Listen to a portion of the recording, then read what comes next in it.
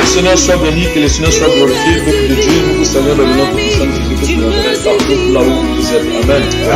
Alors, bien aimé dans le Seigneur, par la grâce de Dieu, nous avons encore fait compter parmi les grands ce matin. Alors, il y a quelqu'un qui montre que nous avons que nous avons que nous si nous avons que nous avons que nous avons que nous sinon, vraiment, la panne nous peut se retrouver dans la mort, dans les hôpitaux, là où nous peut se retrouver au bout. Si la bête nous sur la va nous compter, quand nous avons il y a paru dans le Amen. Amen. À quelle grâce ensemble. Du côté ensemble, nous avons dit qu'on trouve des choses nous devons rendre grâce. Peut-être ma zone, il va ensemble, n'a pas même mais surtout n'a pas une nouvelle que elle va se retrouver dans la mort, elle va se retrouver dans l'hôpital ou bien elle va se retrouver dans ma place où se passait vraiment voyons que nous avons dans le protocole. Et que ça doit nous Amen. Donc il faut que nous avons toujours des conditions, quelles que soient les conditions que nous avons. Mais reconnaître que nous sommes ensemble. Amen. Parce que nous aussi, nous avons aussi souffert dans la même condition que nous sommes ensemble. Nous avons souffert dans la mort. Nous avons envie. Amen. Alors, bien aimé dans le Seigneur, peut-être que vous avez condamné, il n'est que la banque. Peut-être que comme semble avoir compris, il peut devoir les missions ensemble, il y a compris que Amen. Alors, il y a que nous. Zanga na besoin na mutu nyoski na kuprêter au moins que ngeno zona ngeke non mutu sala mungu kwa wana zamina mais surtout na ngeno na kuprêter ni dire que non mutu comme chrétien zanga na besoin de nabem de tambula selon une parole amen pour que mbas peut obtenir il n'a rien promettre na mutu nyoski il est vraiment fidèle du début jusqu'à la fin amen alors na kacha espace de quelle manière ensemble prier que pour Dieu. Nous tenons ce qu'on prétend dire que chrétien, mais en réalité, dans la yeux correcteur, il nous a fait ça. Il est que nous avons détecté et que nous avons découvert que oui, c'est vrai, frère, qu'il a besoin de s'amener ensemble, sauf que nous, nous avons se retrouver vraiment en tout cas avec face. Pour que il y a un basita. Amen. Alors, il y a une fiche, il y a parole, il nous a permettre, il a libéré. De quelle manière ensemble la prier, il a découvrir. Il y a quelqu'un dans la que nous avancer na vie amen. Chaque fois que nous malade, chaque fois même activité nous entreprendre, il y a des avancer de ça mais ni grâce à parole en Zam, il qui permettre de libérer, il y a que manière en Zam na découvrir il est bonne cause. Est-ce que réellement nous attendons selon volonté en Zam ouvert. Ni grâce à parole nous devons découvrir. Amen. Alors, le Seigneur dit dans sa parole, il dit que il n'est pas un Dieu de désordre. Amen. Alors, on a 1 Samuel chapitre 15, le verset 9. Verset 29, le Seigneur dit que le Seigneur qui est la gloire d'Israël ne ment pas et ne change pas la vie comme un homme. Amen. Alors, nous avons changé. Si nous avons croire dans l'âme, cela veut dire que nous avons changé. Amen. Parce que depuis, les gens qui n'ont pas dit que nous avons changé l'âme, ils ont remarqué. Qui n'a pas changé. Amen. Alors, parole nous encore ça change pas. Maintenant, pourquoi tu veux changer? Amen. Alors, d'autres qui il y a une possibilité, na frère Abet, une zambi, mais toucher na souké, na mieux si nous faisons samu, na libérer na belle peuple, une qui peut vraiment, il y a une qui maille na pour ça, qui maintenant plus comme ça là, pour que obtenir, mieux si vraiment zambi, pour remettre na la fidèle. Amen. Que le Seigneur vous bénisse. Alors bien aimé, merci encore parce que vous êtes en train de nous suivre. Pendant ce temps que vous avez écouté notre introduction, et nous voulons rentrer dans la parole de Dieu pour que nous puissions recevoir quelque chose. Vous allez faire nos Bibles, nous allons ouvrir dans le livre de Corinthiens, 1 Corinthiens chapitre 14. Vous allez prendre le verset 33 et vous pouvez descendre jusqu'au verset 34. Nous lisons la parole au nom du Seigneur Jésus-Christ. Il dit dans sa parole, au verset 31, il dit, car Dieu n'est pas un Dieu de désordre, mais de paix, comme comme dans toutes les églises des saints. Vous écoutez ici, Dieu n'est pas dans le désordre. Il veut que les chrétiens ce matin puissent marcher selon la volonté qu'il veut. Parce que quand tu marches dans le désordre dans l'église, sache-toi que Dieu n'est pas avec toi. Dans le milieu où nous prions, si la parole de Dieu n'est pas bien placée, si la parole de Dieu n'est pas bien prêchée, ça peut être le désordre. Parce que les chrétiens dans l'église doivent recevoir la bonne parole. La bonne parole, c'est ça qui peut transformer la vie de brebis dans l'église. Mais nous voyons combien de fois dans les églises, la parole de Dieu est falsifiée. La parole de Dieu n'est plus prêchée comme Dieu nous a demandé de prêcher. Alors tout ça c'est le désordre. Parce que Dieu ne peut pas régner là où le désordre. Dieu ne peut pas régner là où la parole est mal prêchée. Dieu ne peut pas régner là où les gens ne servent pas le Seigneur en vérité. Parce que c'est la vérité de la parole qui va t'emmener au ciel. C'est en écoutant la parole de Dieu.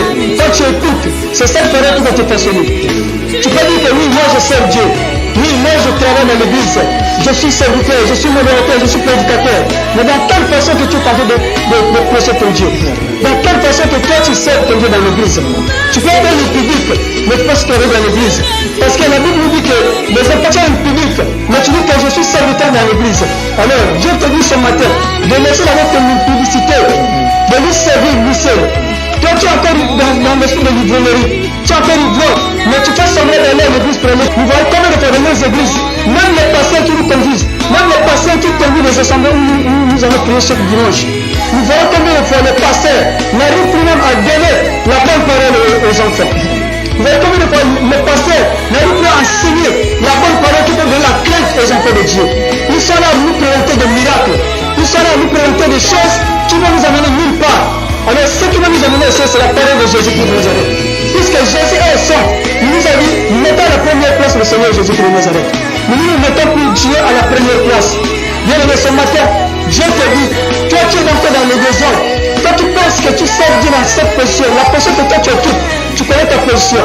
Alors le Seigneur veut simplement te dire que le désordre que tu es en train d'organiser dans ton église, le désordre que tu es en train d'organiser même dans ta vie, ça va te condamner. Parce que quand le Seigneur reviendra, il ne viendra pas te prendre avec ton désordre. Mais il faudrait que toi-même tu puisses d'abord réparer ta vie. Alors répare ta vie avec le Seigneur pour que tu bénéficies la grâce du Seigneur. Toi, tu es en train de marcher dans ta vie depuis que tu pries. Les choses n'ont jamais changé dans ta vie. Et tu te plains par-ci par-là pour dire que non, ma vie ne change pas. Pendant que je prie, rien ne marche. Alors tu commences à te détourner même de la volonté du Seigneur. Tu commences à te détourner de la voie du Seigneur. Alors que tu sais pas que c'est le péché que toi tu es en train de commettre qui fait que ta vie ne puisse pas aller de l'avant. Bien aimé, ce matin, toi qui m'entends, toi qui m'écoutes, tu me vois, parce que le Seigneur a voulu que tu puisses entendre ces paroles. Je te demande simplement de recadrer ta vie, de revoir ta vie, parce que nous sommes des enfants de Dieu. Nous devons marcher dans la sainteté. Dieu n'est pas dans la saleté. Là où il règne la saleté, le Seigneur ne fait pas. Nous voyons comme il faut dans les églises, même les sœurs, leur façon de venir dans l'église, tu peux détecter que cette église n'est pas de Dieu. Parce qu'en venant dans l'église, avec des talons, avec des choses serrées, ça prouve déjà que la parole est mal enseignée. Là où il y a la parole de Dieu, il y a la crainte. Là où il y a la parole de Dieu, Dieu est là, il y a la crainte de l'éternel. Mais la crainte de l'éternel dans nos églises, pourquoi? Parce que la parole de Dieu est mal prêchée. Nous autorisons les choses que Dieu avait interdites. Nous autorisons les choses que Dieu avait dit que ça ne faisait pas. Nous autorisons ça. Pourquoi? Parce qu'il y a d'autres qui ont fait des églises comme si ce sont des boutiques. Ils ont fait des églises comme si des boutiques. Pourquoi? Parce qu'ils veulent chercher de l'argent. Ils veulent gagner de l'argent derrière le nom de Jésus. Ils ont placé Jésus devant et derrière, ils sont en train de se faire. Ils sont en train de se faire de l'argent pour gagner leur vie. Alors qu'au lieu de présenter Jésus, tu fais semblant que c'est comme si tu es en train de prêcher Jésus alors que tu ne prêches pas Jésus. C'est ça le désordre. Dieu veut que tu puisses présenter sa parole. Même si tu peux rester avec toi dès que dans l'église, c'est la parole de Dieu. Le problème c'est de sauver les âmes que Dieu t'a données. C'est toi serviteur de Dieu qui conduit une église. Quelle parole que toi tu donnes à tes enfants? Quelle parole que toi tu donnes à tes brebis? C'est le Seigneur Jésus-Christ qui est le bon berger. Il est le bon berger. Si nous avons perdu dans les églises, juste pour conduire, pour donner, pour mettre l'ordre, après quand il viendra trouver son église. Mais vous ne voulez plus donner les bonnes choses aux enfants. Vous êtes en train de faire la parole de Dieu. Et nous voyons aussi comment le fois, la parole dit dans le verset 34 qui dit, les femmes se taisent dans les assemblées. Aujourd'hui, nous voyons même combien de femmes qui se mettent debout devant les chefs pour prêcher la parole. Alors que c'est la chose que Dieu avait condamnée. Il a dit qu'une femme ne peut jamais se mettre debout devant la chef pour prêcher la parole.